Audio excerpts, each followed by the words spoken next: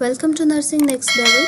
Today we will discuss about the pathophysiology of pneumonia, its risk factors, diagnostic evaluations, complications, its medical management, nursing diagnosis and its nursing management. Previous video में जो है हमने इसकी definition, इसका introduction, इसकी जो classification है, sign symptoms है और इसकी एटियोलॉजी, वो सारा डिस्कस कर लिया है. Let's start our video by the pathophysiology of pneumonia. Pathophysiology क्या होती है कि एक डिज़ीज़ जो है कैसे एक पर्सन को अफेक्ट करती है, क्या होता है उस प्रोसेस में, उसको हम पैथोफिजियोलॉजी बोलते हैं. अब जो है निमोनिया के अंदर जो भी कॉजेटिव एजेंट होता है, जैसे माइक्रो ऑर्गेनिजम्स होंगे, बैक्टीरिया, वायरस, फंगई, या फिर गैस्ट्रिक कंटेंट्स का एस्पिरेशन हो जाता है, या तो फिर जैसे हमने पढ़ा था पैरासाइट्स होंगे, उनकी वजह से जो है इन्फेक्शन हो जाएगा. इन्फेक्शन की वजह से इन्फ्लेमेशन हो जाएगा. अब जब इन्फ्लेमेशन हो जाएगी तो क्या होता है, जब इन्फ्लेमेशन हो गई, यहाँ पे मास्ट सेल्स जो है वो एक्टिव होंगे, वो रिलीज़ होंगे, तो उनकी वजह से यहाँ पे जो है फ्लूइड बना हुआ होता है, कंसोलिडेशन हुई होती है, जो मैंने प्रीवियस वीडियो में समझाया.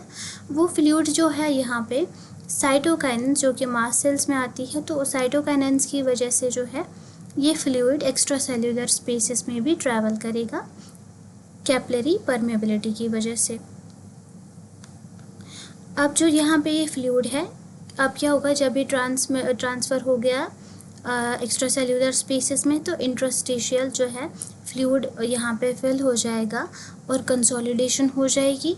और उसके बाद क्या हो जाएगा, यहाँ पे ऑक्सीजन लेवल जो है वो कम हो जाएगा, ऑक्सीजन सैचुरेशन कम होगी, क्योंकि अगर ये एरिया जो है वो ऑब्स्ट्रक्टेड है, यहाँ पे गैसेस एक्सचेंज नहीं होगा, एयर पास नहीं होगा, तो फिर क्या होगा, इन टिश्यूज़ को जो है ऑक्सीजन की कमी हो जाएगी. जब ऑक्सीजन की कमी रहती है, यहाँ पे पूरा ब्लॉकेज होगा, ऑक्सीजन नहीं मिलेगा बिल्कुल ही, तो वहाँ पे टिश्यू नेक्रोसिस होता है.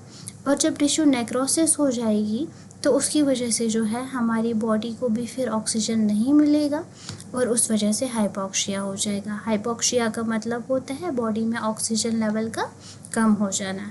तो यहाँ पे वही मैंने आपको डायग्राम से समझाया. इन्फ्लेमेशन के बाद यहाँ पे साइटोकाइनेंस की वजह से फ्लूइड की जो है वो ट्रांसफ़र हो जाता है एक्स्ट्रा सेल्यूलर स्पेसेस में, और फिर उसके बाद इंटरस्टिशियल और एल्वियोलर फ्लूइड जो है उससे कंसोलिडेशन हो जाएगी, और फिर उसके बाद हो जाएगा ऑक्सीजन लेवल जो है, ऑक्सीजन सैचुरेशन डिक्रीज़ होगी और ब्रोंकस की भी इन्वॉल्वमेंट हो जाएगी, और फिर क्या होगा, टिश्यू नेक्रोसिस होगी और उसके बाद hypoxia, as I already explained. Now moving to next, towards the risk factors. Risk factors होते हैं वो चीज़ें जिनसे जो है ज़्यादा रिस्क बढ़ता है कोई डिज़ीज़ से अफेक्ट होने का. अब वो कौन सी चीज़ें हैं जो कि है ये ट्रिगर करती है इस डिज़ीज़ को, एक पर्सन को ज़्यादा चांसेस बढ़ाती है वो अफेक्टेड रह सकते हैं. मेडिकल कंडीशंस की बात करेंगे अगर हम, तो मेडिकल कंडीशंस में अगर किसी पर्सन को क्रॉनिक लंग डिजीज़ होगा, फ्रॉम क्रॉनिक का मतलब होता है लॉन्ग टर्म, जैसे कि COPD है अगर किसी पर्सन को होगा, या दूसरे क्रॉनिक इलनेसेस की बात करेंगे जैसे डायबिटीज़ वगैरह है. अगर हम वीकेंड इम्यूनिटी की बात करें, जैसे किसी पर्सन का जो इम्यून सिस्टम है वो वीक है, तो उसको भी ज़्यादा चांसेस रहते हैं, वो भी रिस्क में आता है, उसको निमोनिया हो सकता है. इसके अलावा अगर किसी पर्सन को जो है ब्रेन डिसऑर्डर है तो उसको भी निमोनिया हो सकता है. अगर हम एज की बात करेंगे तो जो निमोनिया है वो ज़्यादातर बच्चों में ही पाया जाता है. तो इन्फेंट्स और बच्चे जिनकी जो एज 2 साल से कम होती है उनको ज़्यादा चांसेस रहते हैं निमोनिया होने का, और किनको जिनकी एज 65 ईयर्स से ज़्यादा होगी. एनवायरनमेंट की बात करेंगे. एज यू नो कि एनवायरनमेंट का जो हमारी हेल्थ पे बहुत इफ़ेक्ट रहता है, हम किस एनवायरनमेंट में रहते हैं वो हमारी हेल्थ पे इफ़ेक्ट करता है.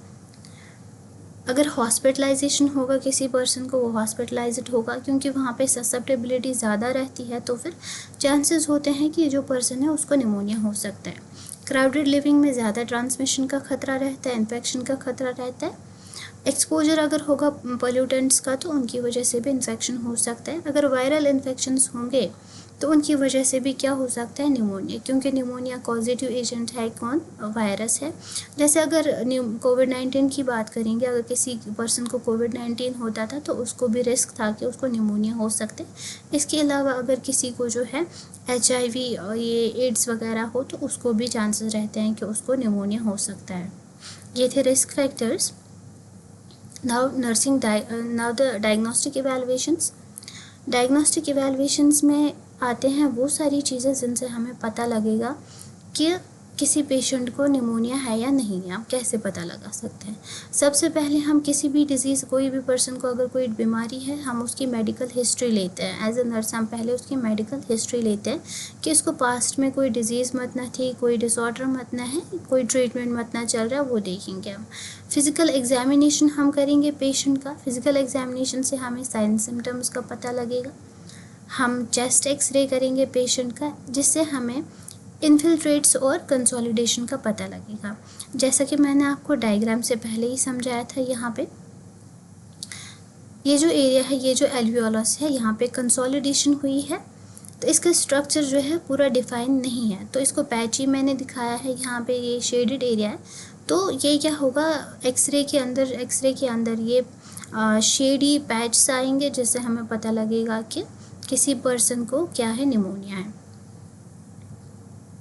इसके अलावा CBC हम करेंगे परफॉर्म पेशेंट का, उससे हमें पता लगेगा WBC काउंट जो है कितना है पेशेंट का। अगर किसी को इन्फेक्शन रहता है तो उसको WBC जो है वो ज़्यादा रहते हैं, उनको जो दूसरा नाम है ल्यूकोसाइट्स बोलते हैं। स्प्यूटम कल्चर हम देखेंगे और सेंसिटिविटी, उससे हमें पता लगेगा पॉजिटिव एजेंट क्या है। पल्स ऑक्सीमेट्री हम परफॉर्म करेंगे ताकि हमें ऑक्सीजन सैचुरेशन पता लगे। ABG एनालिसिस हम करेंगे ताकि हमें ऑक्सीजन और कार्बन डाइऑक्साइड का जो है लेवल पता लगे ब्लड के अंदर। ब्रोंकोस्कोपी परफॉर्म करेंगे हम ताकि हमें पता लगेगा, इसमें इन्वॉल्वमेंट के साथ साथ हमें पता लगता है इन्फ्लेमेशन मतना है, ऑब्स्ट्रक्शन है, तो उसका पता लगेगा। अब हम ब्लड कल्चर की बात करेंगे, वो हम किस लिए करते हैं, ताकि हमें बैक्टीरिया का पता लगे। नेक्स्ट हम बात करते हैं यहाँ पे कॉम्प्लिकेशंस की। क्या क्या कॉम्प्लिकेशंस हो सकते हैं निमोनिया वाले पेशेंट को? प्लूरल एफ्यूजन हो सकता है, जैसे लंग्स के अराउंड फ्लूइड बन जाना। एम्पाइमा हो सकता है, प्लूरल कैविटी के अंदर पस फॉर्मेशन होना। एंडोकार्डाइट्स यानी इन्फ्लेमेशन होना एंडोकार्डियम लायर की हार्ट के और उनके वेल्वस की ड्यू टू द इन्फेक्शन। प्लूराइसी की बात करेंगे तो वो होता है प्लूरा का इन्फ्लेमेशन होना। लंग एब्सेस हो सकता है, बैक्टीरिया हो सकता है पेशेंट को, रेस्पिरेटरी फेलियर हो सकता है। रेस्पिरेटरी फेलियर कैसे होगा, जैसे कि फॉर एग्जांपल बायलेटरल निमोनिया किसी पेशेंट को हो गया तो उसके जो दोनों लंग्स हैं वो अफेक्ट हो जाएंगे। अब जो वहाँ पे है वहाँ टिश्यूज़ की जो है नेक्रोसिस हो जाएगी, टिश्यूज़ की नेक्रोसिस हो जाएगी तो क्या होगा, ऑर्गन्स जो है, ये जो लंग है फेलियर हो जाएगा। और अगर किसी पर्सन को जो है लंग फेलियर हो गया तो उसको ऑक्सीजन नहीं मिल सकता है, उसको गैसेस एक्सचेंज कम्प्लीटली नहीं होगा, ऑक्सीजन बिल्कुल नहीं मिलेगा, तो उसकी वजह से क्या होगा, डेथ हो सकती है किसी पर्सन की। Now moving to the next हम देखते हैं यहाँ पे मेडिकल मैनेजमेंट। अब कौन सा मेडिसिन है, क्या ट्रीटमेंट हम दे सकते हैं पेशेंट को, जिससे वो पेशेंट का जो निमोनिया ट्रीट हो सकता है। सबसे पहले हम प्रिवेंशन की बात करेंगे तो हम न्यूमोकोकल वैक्सीन देंगे, PCV, क्योंकि न्यूमोकोकस वायरस जो है वो पॉजिटिव एजेंट है निमोनिया का, तो हम इसका वैक्सीन देंगे पेशेंट को। एंटीबायोटिक थेरेपी हम देंगे to prevent the bacterial infections. इसमें आता है पेनिसिलिन आएगा, फॉर एग्जांपल एमोक्सिलिन। मैक्रोलाइड्स आएंगे, फॉर एग्जांपल एजिथ्रोमाइसिन, क्लैरिथ्रोमाइसिन। इसके अलावा हम देंगे cephalosporins, for example ceftriaxone, and fluoroquinolones, for example levofloxacin. ये था बैक्टीरियल इन्फेक्शन के लिए। अब अगर किसी पर्सन को जो है वायरल इन्फेक्शन होगा या फिर फंगल इन्फेक्शन होगा तो उसको हम एंटीवायरल या एंटी फंगल थेरेपी प्रोवाइड करेंगे। अगर किसी पर्सन को वायरल इन्फेक्शन होगा उसको हम टैमीफ्लू देते हैं। अगर फंगल इन्फेक्शन होगा तो फिर हम उसको एम्फोटेरिसिन B या फिर फ्लूकेनाजोल देंगे। सपोर्टिव थेरेपी में हम यहाँ पे पेशेंट को एंटीपायरेटिक्स देंगे ताकि जो फीवर है उसको ट्रीट करेंगे। इसमें हम पैरासीटामोल देंगे पेशेंट को, ब्रोंकोडायलेटर्स देंगे हम, जिसमें साल्ब्यूटामॉल, फॉर्मेटरॉल, एल्ब्यूटेरॉल आता है। ब्रोंकोडायलेटर्स का काम है, क्योंकि जो ब्रोंकस और ये लंग्स का एरिया है, ये जो है इनमें इन्फ्लेमेशन हुआ होता है, जो एयर के पासेज जो है उसके लिए स्पेस कम रहती है, तो ये जो है रिलैक्सेशन करते हैं ब्रोंकस की, तो इसलिए ये देते हैं हम।